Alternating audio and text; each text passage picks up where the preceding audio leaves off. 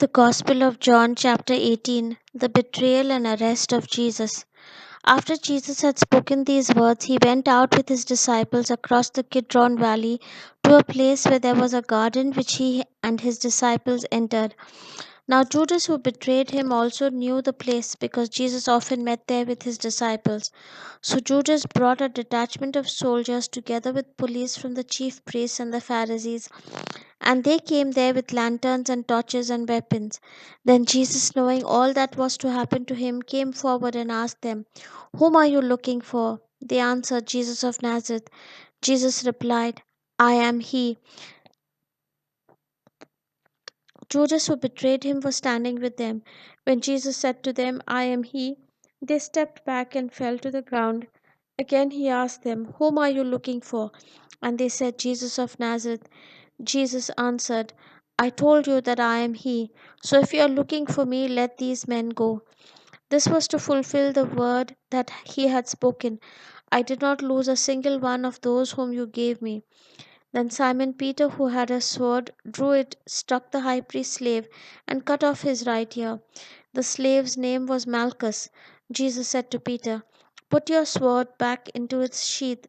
Am I not to drink the cup that the Father has given me?" Jesus before the high priest. So the soldiers, their officer, and the Jewish police arrested Jesus and bound him. First they took him to Annas, who was the father-in-law of Caiaphas the high priest that year. Caiaphas was the one who had advised the Jews that it was better to have one person die for the people. Peter denies Jesus. Simon Peter and another disciple followed Jesus. Since that disciple was known to the high priest, he went with Jesus into the courtyard of the high priest. But Peter was standing outside at the gate. So the other disciple who was known to the high priest went out, spoke to the woman who guarded the gate, and brought Peter in. The woman said to Peter, "You are not also one of this man's disciples, are you?" He said, "I am not." Now the slaves and the police had made a charcoal fire because it was cold, and they were standing around it and warming themselves. Peter also was standing with them and warming himself. The high priest questions Jesus. Then the high priest questioned Jesus about his disciples and about his teaching. Jesus answered, "I have spoken openly to the world. I have always taught in synagogues and in the temple where all the Jews came to come together. I have said nothing in secret. Why do you ask me? Ask those who heard what I said to them. They know what I said." When he had said this, one of the police standing nearby struck Jesus on the face, saying, "Is that how you answer the high priest?" Jesus answered, "If I have spoken wrongly, testify to the wrong. But if I have spoken rightly, why do you strike me?" Then Annas sent him bound to Caiaphas the high priest. Peter denies Jesus again. Now Simon Peter was standing and warming himself. They asked him, "You are not also one of his disciples, are you?" He denied it and said, "I am not." One of the slaves of the high priest, a relative of the man whose ear Peter had cut off, asked, "Did I not see you in the garden with him?" Again Peter denied it, and at that moment the cock crowed. Jesus before Pilate. Then they took Jesus from Caiaphas to Pilate's headquarters. It was early in the morning. They themselves did not enter the headquarters so as to avoid ritual defilement and to be able to eat the Passover. So Pilate went out to them and said, "What accusation do you bring against this man?" They answered, "If this man were not a criminal, we would not have handed him over to you." Pilate said to them, "Take him yourselves and judge him according to your law." The Jews replied, "We are not permitted to put anyone to death." This was to fulfill what Jesus had said when he indicated the kind of death he was to die. Then Pilate entered the headquarters again, summoned Jesus, and asked him, "Are you the king of the Jews?" Jesus answered, "Do you ask this on your own, or did others tell you about me?" Pilate replied, "I am not a Jew, am I? Your own nation and the chief priests have handed you over to me. What have you done?" Jesus answered, "My kingdom is not from this world.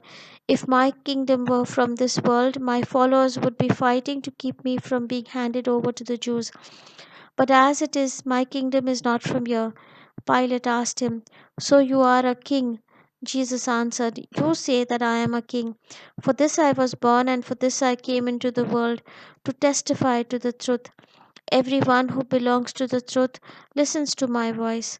Pilate asked him, "What is truth?" Jesus sentenced to death. After he had said this, he went out to the Jews again and told them, "I find no case against him, but you have a custom that I release someone for you at the Passover. Do you want me to release for you the king of the Jews?" They shouted in reply, "Not this man, but Barabbas." Now Barabbas was a bandit. Then Pilate took Jesus and had him flogged, and the soldiers wove a crown of thorns and put it on his head, and they dressed him in purple robe. They kept him they kept coming up to him, saying, "Hail, King of the Jews," and striking him on the face. Pilate went out again and said to them, "Look, I am bringing him out to let you know that I find no case against him." So Jesus came out wearing the crown of thorns and the purple robe. Pilate said to them, "Here is the man." When the chief priests and the police saw him, they shouted, "Crucify him! Crucify him!" Pilate said to them, "Take him yourselves and crucify him. I find no case against him." The Jews answered him, "We have a law, and according to that law he ought to die, because he has claimed to be the Son of God." Now when Pilate heard this, he was more afraid than ever. He entered his headquarters again and asked Jesus, "Where are you from?" But Jesus gave him no answer. Pilate therefore said to him, "Do you refuse to speak to me? Do you not know that I have power to release you and power to crucify you?" Jesus answered, "You would have no power over me unless it had been given to you from above. Therefore, the one who handed me over to you is guilty of a greater sin." From then on, Pilate tried to release him, but the Jews